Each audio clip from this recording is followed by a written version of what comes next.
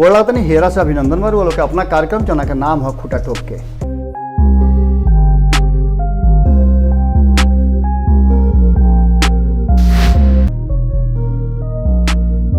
निठा धोखा भइल रे भाई, अपना बेरी मैं अकिल गई रहे भुलाई। गोला तनी हेरा से अभिनंदन बार वालों के अपना कार्यक्रम जना का नाम है खूटा ठोक के।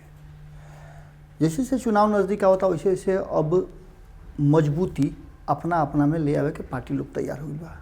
वो जे गठबंधन पर भी अब गांठ धीरे धीरे अजुरावे और सजुरावे वाला काम शुरू हो गई बा। लगातार वह एक बात जरूर सुनत हो, जब जब 2020 के चर्चा होला तब तब 2015 के चर्चा जरूर हुई। 2015 में केकरा चलते जीत भइल केकरा चलते हार भइल ई बाद में पता चली, एक पर विस्तार से हम चर्चा करब। लेकिन लालू प्रसाद के एक ही बात के अफसोस बा कि वो 2015 में परिणाम अइला के बाद या फिर घर के परिवार के पार्टी के लोग के कहला के बाद भी वो पर अमल काहे ना कैले, जौना के चलते उनका निठाह बरियार धोखा भइल। और बरियार धोखा ये भइल कि 10 साल के बाद सत्ता में आवे के मौका मिला रहे और हाथ से जैसे भोर भइल सब कुछ गायब हो गई। लालू प्रसाद के रणनीति और राजनीति बिहार के जमीन से जुड़ल बा। वो अपना हिसाब से अपन रणनीति के और चुनावी समीकरण के पोस्टर कर रहे। अब उनका संगे संगे जब नीतीश कुमार जुड़ले तौना घड़ी ये रणनीति और मजबूत भइल और बिहार के जनता के भरोसा दिवावे में कि कहीं ना कहीं कोका लेखा, लालू प्रसाद के शब्द में हम ही कहता नहीं कि कोका ह काट ली। यही तरीका के बात और यही तरीका के जो चेहरा रहे वो नरेंद्र मोदी और भारतीय जनता पार्टी के देखावल भी रहे। भारतीय जनता पार्टी के एगो कॉम्युनल पार्टी के रूप में प्रमोट कल गई रहे और जना के समर्थन कहीं ना कहीं नीतीश कुमार भी कैले रहन। नीतीश कुमार 2013 में यही कारण से यह बात कह के बाहर आयल रहन कि नरेंद्र मोदी ऐसा चेहरा के अगर प्रधानमंत्री के दावेदार के रूप में बनावता भारतीय जनता पार्टी तो वो ऐसा पार्टी के साथे ना रह सकेले। एगो और नाम बा रामविलास पासवान, जौन की रुआ याद हुई कि नरेंद्र मोदी के नाम पर ही गोधरा कांड जौन भई रहे गुजरात में, ओकरा के लेकर के मंत्रिमंडल से इस्तीफा दे दिल रहन। ये दोनों आदमी कहीं ना कहीं आपन कैल और आपन बनावल वर्जना के तोड़ दिले। 2014 में रामविलास पासवान एनडीए के साथ चल गए, जबकि 2013 में नीतीश कुमार एनडीए के यही शर्त पर छोड़ के आई रहन। जना घड़ी रामविलास पासवान छोड़ले रहन तौना घड़ी नीतीश कुमार भारतीय जनता पार्टी के साथे रहन। एक साथ साथ मंच पर बैठ करके बहुत सारा बात भई रहे। वो मंच पर नरेंद्र मोदी के सामने ये बात कहल गई रहे कि प्रधानमंत्री के चेहरा के लायक नीतीश कुमार बा। इस सब बात के अब ठंडा बस्ता में डाल दी। जौन बात वर्तमान में बा, जौन खूटा ठोक के में आज रुआ से कहे के आइल बनी, वो बात ये सब बात से कहीं ना कहीं कनेक्ट होता है। ए से रुआ लोग के सामने रखनी है। बिहार में 2020 के चुनाव से पहले लालू प्रसाद के रणनीति काम करे के शुरू कर दिले बा। लालू प्रसाद 2015 वाला गलती निखन कल चाहत और ना ही वो गलती कल चाहता जौना में वो जीतन राम मांझी के सपोर्ट ना करके नीतीश कुमार के सपोर्ट कैले रहा। एक स्थिति बना रहे जौना में भारतीय जनता पार्टी जीतन राम मांझी के सपोर्ट करत रहे। जब जीतन राम मांझी के मुख्यमंत्री पद से हटावे खातिर नीतीश कुमार शुरुआत कैले रहा।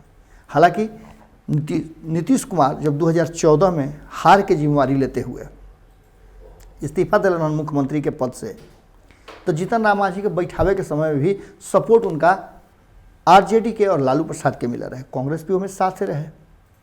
एक बाद जब साल भर के बाद जीतन राम मांझी के कुर्सी पर से हटावे के बाद भई तौना घड़ी भारतीय जनता पार्टी सपोर्ट कैले रहे जीतन राम मांझी के। और जीतन राम मांझी हारला के बाद चूँकि संख्या बल के आधार पर आरजेडी और कांग्रेस के सपोर्ट से नीतीश कुमार एक बार फिर से मुख्यमंत्री की कुर्सी पर काबिज हो गई रहन। और इस संबंध धीरे धीरे जो बिना शर्त के शुरू भई रहे उस शर्त में बदल गई और 2015 में साथे लोग लड़ रहे। बहुत कुछ भइला के बाद चुनाव साथे लड़ल लोग, आधा आधा सीट 101 101 और 41 सीट पर तीनों दल लड़ रहा। आशा के अनुरूप जनता के प्यार भी मिलल और सत्ता में सरकार बनावे खातिर फरमान भी बिहार के जनता दे दिलस। सरकार भी बन गई, लेकिन सरकार बने से पहले आरजेडी और लालू परिवार में बहुत खटपट भइल। संख्या बल के आधार पर लालू प्रसाद के पार्टी के अधिक सीट मिल रहे, 80 से ऊपर सीट मिल रहे, जबकि नीतीश कुमार के पास 70 के आसपास सीट रहे। वही ऐसा स्थिति रहे कि ये दोनों के लेकर के कहीं ना कहीं सीधा तौर पर एक बात नजर आवत रहे कि लालू प्रसाद ये सारा मामला में जब एक जगह अइले तो उनका परिवार से दबाव बने लागल कि ज़्यादा सीट होने के कारण उनका मुख्यमंत्री के पद अपना भी रखे के चाहिए। हालांकि लालू प्रसाद राजनीतिक रूप में सक्रिय राजनीति के रूप में सक्षम ना रहन, वो अवैध घोषित बनन। ओकरा बाद वो अपना दोनों पुत्र के नीतीश कुमार के साथ कईल वादा के हिसाब से तैयारी करा करके और सत्ता के जोड़ दिले। उप मुख्यमंत्री के पद उघरी तेजस्वी यादव के मिल रहे और तेज प्रताप यादव के मंत्रालय मिल रहे। स्वास्थ्य मंत्री के रूप में रहन नीतीश कुमार के बात और उनका संगे कई वादा के निभावे खातिर अपना वादा के रखते हुए सीधे तौर पे लालू प्रसाद उघरी कहले रहन कि रघुकुल रीत सदा चली आई आ प्राण जाई पर वचन न जाई। यानी कि वो वचन दे दिल रहन नीतीश कुमार के कि तारा के मुख्यमंत्री बनाई, सीट चाहे जेकर जितना आवे उससे कोनो मतलब नहीं है। और ये चीज़ उघरी के बड़ा चर्चा के विषय भई रहे। लालू परिवार के माने के पड़ल लालू प्रसाद के फैसला और सरकार के गठन हो गई, सरकार चले भी लागल, सब कुछ ठीक ठाक चलत रहे। जब जब नीतीश कुमार से बात पूछल जाए कि आखिर आगे आवे वाला समय में जौना लालू प्रसाद के तू ई कहले रहा कि जंगल राज के पुरोधा हवे, अब उनका संगे सामंजस्य स्थापित कैले के बाद बिहार के का स्थिति हुई, तो बार बार उदाहरण देश कि चंदन विष व्यापत नहीं लिपटत रहत भुजंग। एकरा पर खूब चर्चा भई रहे, चुनाव में भी खूब चर्चा भई रहे और नीतीश कुमार यह बात के भरोसा दिवैले रहन कि उ बड़न नु। लेकिन बीच में बड़ धोखा भइल और ये धोखा लालू प्रसाद के बहुत बड़ा झटका दिले रहे। रातों रात बहुत कुछ भइला के बाद, सब कुछ कैला के बाद, सारा शर्त मानला के बाद, जबकि शराबबंदी वाला मुद्दा जो रहे तो पर कहीं ना कहीं वो घड़ी के समय में बिहार के आर्थिक स्थिति खराब होके के नाम लेते हुए आरजेडी और लालू प्रसाद शराबबंदी ना करे के बात कहले रहा। लेकिन जिद रहे और जिद के कारण नीतीश कुमार अपन जिद मनवौले और ओकरा के माने खातिर आरजेडी तैयार भी हो गई। लेकिन ये धीरे धीरे जब मामला आगे बढ़ल तो कहीं ना कहीं नीतीश कुमार के अचानक से मन में आयल और वो अपन परिवर्तन कर दिले, महागठबंधन छोड़ करके एनडीए में पुनः चल गए। बहुत सारा बात भइल, बहुत तरह के चर्चा पर चर्चा भइल, सदन में भी हंगामा जम के भइल। नीतीश कुमार के धोखेबाज के तमगा दे दिहल गई, जबकि नीतीश कुमार खुद कहले रहन कि वो जीते जी अब कभी भी लौट करके एनडीए में और भारतीय जनता पार्टी के साथ ना जा सकेले। खैर, राजनीति संभावना के खेल है, इस सब कोई जानत हुए और एक पर कई हाली कसौटी पर कसला के बाद प्रमाणित भी भइल बा। अब लालू प्रसाद आवे वाला 2020 के चुनाव में ऐसा कोनो गलती निखन दोहरावल चाहत जौना से 2015 या ओकरा से पहले के बाद दोहरावल जा सके। लालू प्रसाद के दल में जबरदस्त ढंग से सेंधमारी शुरू बा। एकरा चलते रुआ लोग को पता बा कि बटुरुआ पार्टी जदयू के नाम दे दिए बा लोग। अब इस सब पर जौना तरीका से जीतन राम मांझी महागठबंधन में हड़होड़ मचा के रखले रहे हैं। हालांकि उपेंद्र कुशवाहा इतना हड़होड़ ना मचा रहे हैं, लेकिन उपेंद्र कुशवाहा से डर एक बात के बा लालू प्रसाद के कि उपेंद्र कुशवाहा एक बड़ा चेहरा बाड़े। कहीं अगर उनकर चेहरा जौना तरीका के उनकर राजनीति बा ऊपर आ गई तो जैसे नीतीश कुमार से उनकर 36 के आंकड़ा हो गई बा राजनीति में, वैसे ही कहीं आगे चल करके तेजस्वी यादव खातिर वो मुश्किल पैदा मत कर दे। यह चलते अब कहीं ना कहीं आरएलएसपी के डाउन करे के रणनीति के तहत लालू प्रसाद के नीति काम कर रहा बा। जीतन राम मांझी के पूरी तरह से अलग रखे के प्लान चल रहा बा, लेकिन नया साथी को में जोड़े के प्लान चल रहा बा। और नया साथी ऐसा होकस कि जौन पूरी तरह से लालू प्रसाद और आरजेडी के साथ जुड़ल रहे खातिर उनकर मजबूरी होके।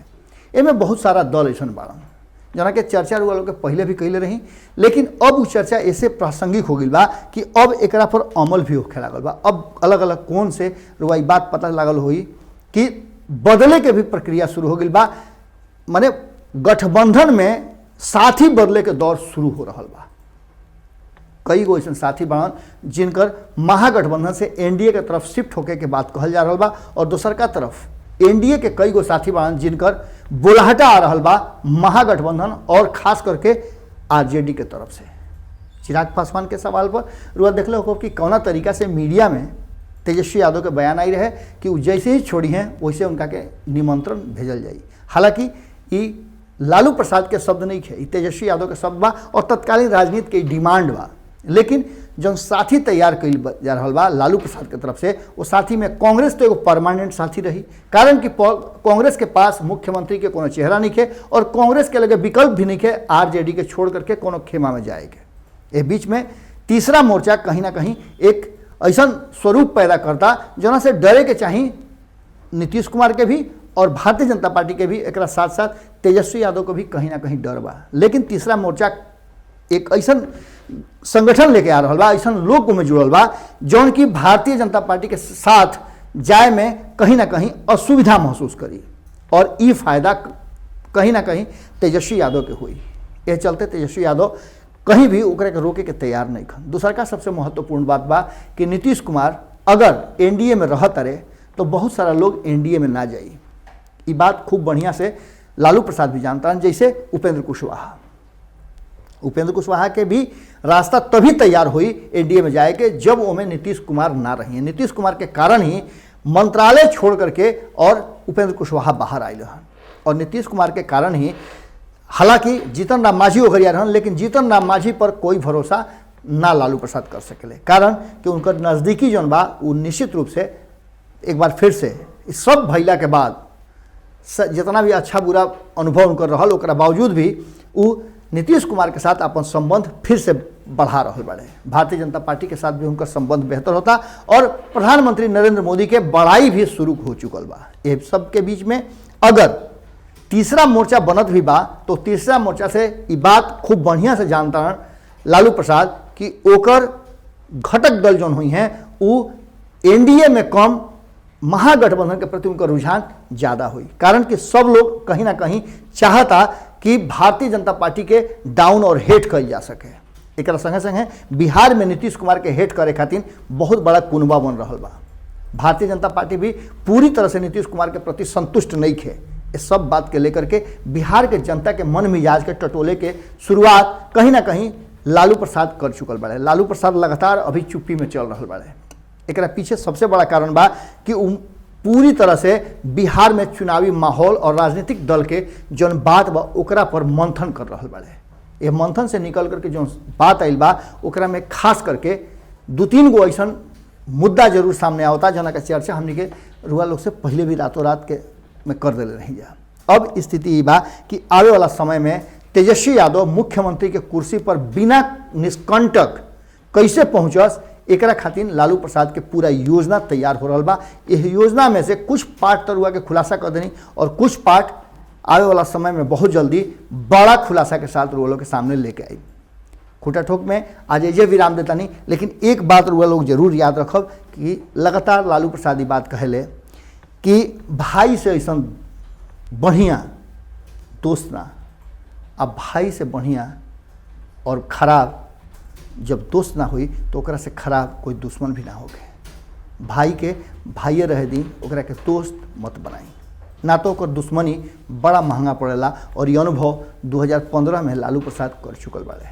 आवे वाला 2020 में ये गलती ना दोहराल जाओ, एक ध्यान जहाँ एक तरफ लालू प्रसाद भी रखत रहे वही तेजस्वी यादव भी रखत रहे। और यह कारण बा कि नो एंट्री के बोर्ड जैसे नीतीश कुमार खातिर लागल बा वैसे ही नो एंट्री के बोर्ड इरुआ मान के चली कि परमानेंट एक आदमी और बड़े जीतन राम मांझी उनका खातिर लाग गई बा। नया साथी के साथ नया महागठबंधन रही जना में कुछ पुरान साथी रही हैं। ये बात अब पक्का भीतर खाना से खबर आ रहा बा।